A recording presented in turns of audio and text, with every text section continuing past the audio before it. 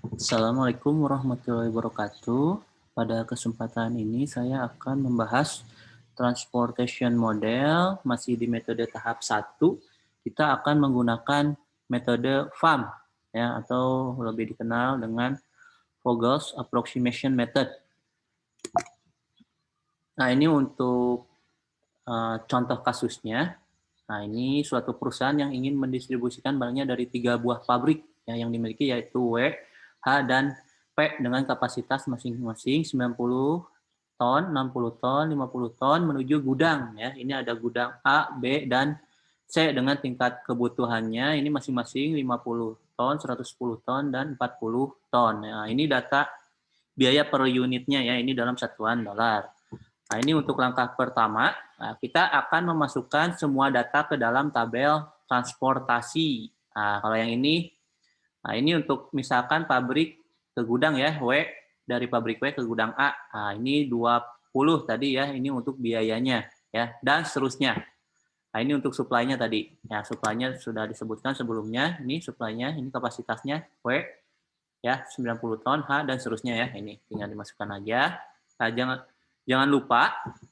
Nah, ini perhatikan, ini persyaratan tabel transportasinya ya. Nah, nanti apabila memenuhi syarat jika jumlah supply ini sama dengan jumlah demand-nya berapa. Nah, ini kebetulan sama ya. Ini 200 sama 200 jumlahnya sama nih. Nah, kalau berbeda, nah itu disesuaikan saja. Nah, nanti apakah menggunakan dummy kolom ya ataukah nanti ditambahkan dengan dummy baris. Nah, kita akan masuk ke langkah berikutnya ya. Ini ada langkah kedua, kita akan memilih metode. Ya, ini kita masih di tahap pertama. Pada sebelumnya kita menggunakan ada metode NWCR, lalu ada list cost. Nah, ini untuk kesempatan ini saya akan menggunakan metode FAM. Ini beberapa langkah-langkahnya dalam metode FAM. Yang pertama ini cari selisih biaya terkecil dengan biaya terkecil kedua ya dari setiap baris dan kolom. Nah, selanjutnya nanti pilih hasil biaya yang terbesar kemudian alokasikan pada sel dengan biaya terendah pada baris atau kolom tersebut. Nah, nanti kalau sudah supply-nya sudah habis atau demand-nya, nah, nanti tinggal dicoret aja.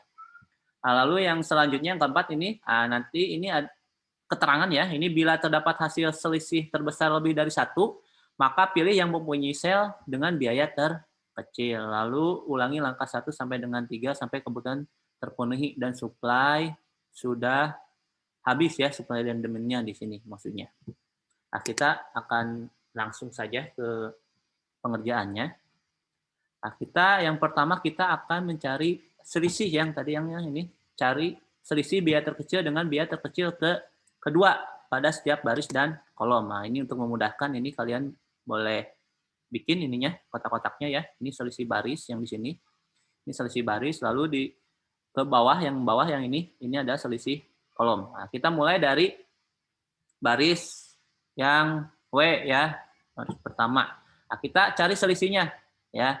Nah, ini selisih terkecil dengan biaya terkecil kedua. Nah, ini ada 8 dan 5. Akhirnya kita langsung selisihkan saja. Ini 8 dikurang 5. Nah, ini 8 dikurang 5 sama dengan 3. Ya, lalu ini kita lihat ini berarti yang 15 sama 10 ya. Berarti 15 kurang 10.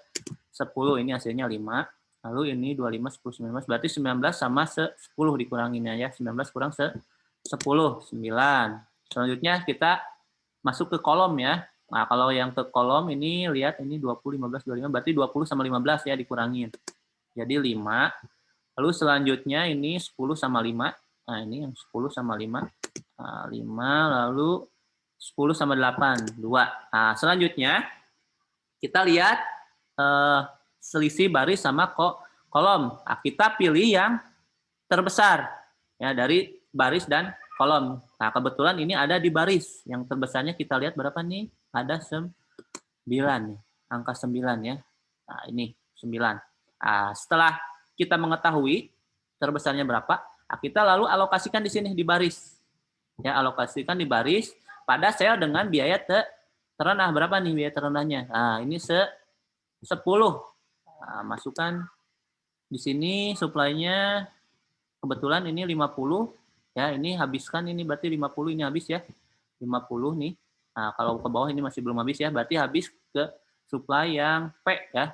Nah, ini berarti kita tinggal dicoret. Nah, ini yang pertama ya, yang 50 tadi ini. Saya ditandai aja dengan angka 1 ya.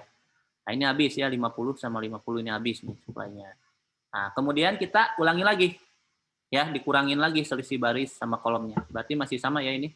8 kurang 5, ini 3, lalu ini 15 kurang 10, 5, lalu ini yang ini udah tidak ada ya. Yang ini udah tidak ada, lalu kita kolom. Nah, berarti kolom ini yang 25 udah nggak dihitung. 20 kurang 15 langsung 5. Berarti ini 20 kurang 5 karena ini sudah tidak bisa dihitung ya, udah dicoret tadi. 20 kurang 5, 15, lalu ini 10 kurang 8, 2. Nah, tadi langkah selanjutnya pilih selisih baris atau kolom yang mempunyai nilai terbesar. Kita lihat berapa? 3, 5, 5, 15, 2. Berarti pilih yang 15. Nah, lalu alokasikan pada sel dengan biaya terendah. Berarti biaya terendahnya ini ada 20 sama 5, berarti kita pilih yang 5. Nah, hati-hati ini alokasikannya.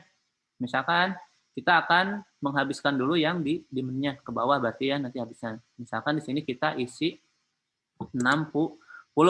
Nah, apabila misalkan kita akan menghabiskan supply tadi, berarti ini isi 90, tapi ke bawahnya harus diperhatikan ya. Berarti nanti 90 sama 50 nggak 110.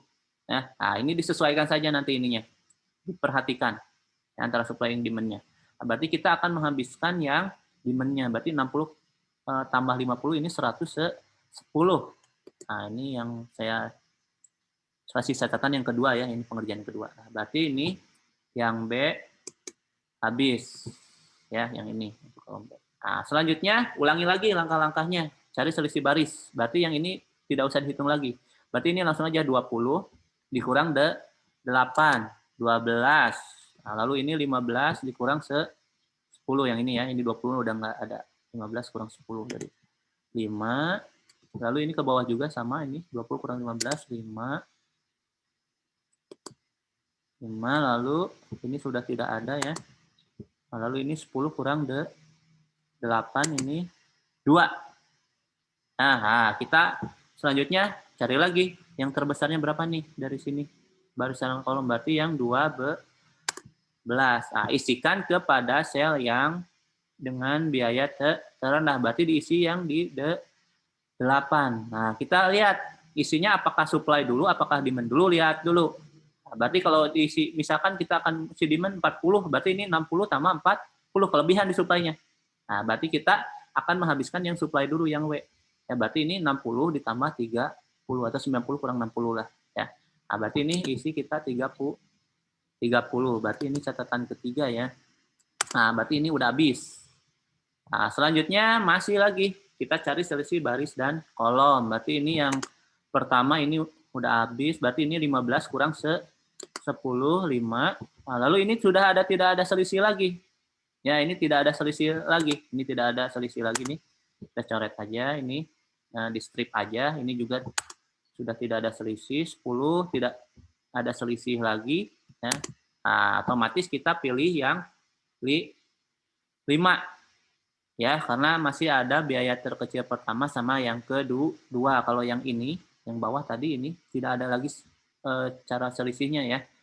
Nah, berarti pilih yang 5.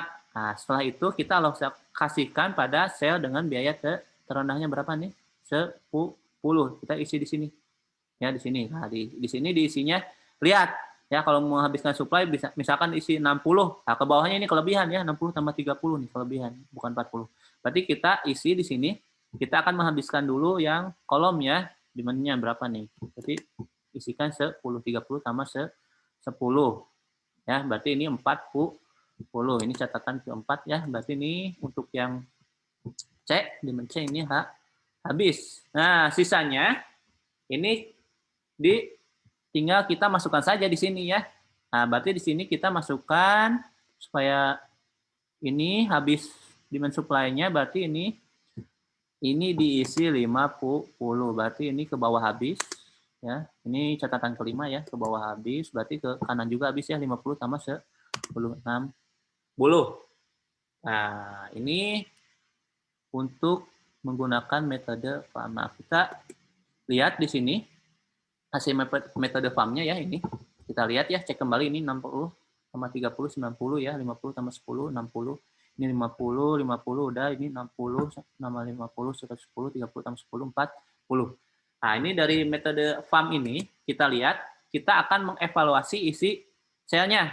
Ya, ini jumlah baris, ya, ditambah jumlah kolom, N ya, dikurang 1. Jumlah barisnya ada berapa nih? 1, 2, 3. Ya.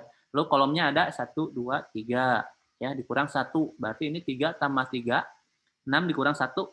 Nah, ini harus ada 5 isian ya di sini. Nah, harus ada 5 isian nih. 1, 2, 3, 4, 5. Nah, ini berarti jumlahnya udah ada 5. Berarti alokasinya sudah benar. Nah, apabila kurang atau lebih, nanti kalian cek kembali. Ya, cek kembali. Nah, misalkan setelah pengecekan masih kurang ya atau lebih, nah ini alokasi bisa ditambah secara sembarang diberi nilai 0. Ya, secara sembarang diberi nilai 0. Nah, selanjutnya kita akan menentukan total cost-nya berapa menggunakan metode FAM ini. Ya, total cost-nya kita lihat aja, kita tadi ada catatan ya, ini ada angka 1, 2, 3. Nah, kita sesuaikan aja sama ini untuk menghitungnya. Berarti ini dari mulai yang pertama ini 50 dikali 10 ya, 50 kali 10. Lalu yang kedua ini 60 kali 5. Nah, lalu yang ketiga ini 30 kali 8 ya. Lalu yang keempat ini 10 kali 10 ya. Yang ini dulu harusnya ya, 10 kali 10. Lalu yang kelima 50 kali 15. Nah, ini maka total cost-nya ini dengan menggunakan metode FAM ini total cost-nya sekitar 1.890 dolar. Nah, kalian bisa membandingkannya dengan metode NWCR sama list cost. Mana total cost yang paling terendah ya atau terkecil. Nah, nanti setelah metode tahap 1 kalian nanti bisa evaluasi untuk melihat total cost yang lebih kecilnya lagi. Ya, terima kasih. Wassalamualaikum warahmatullahi wabarakatuh.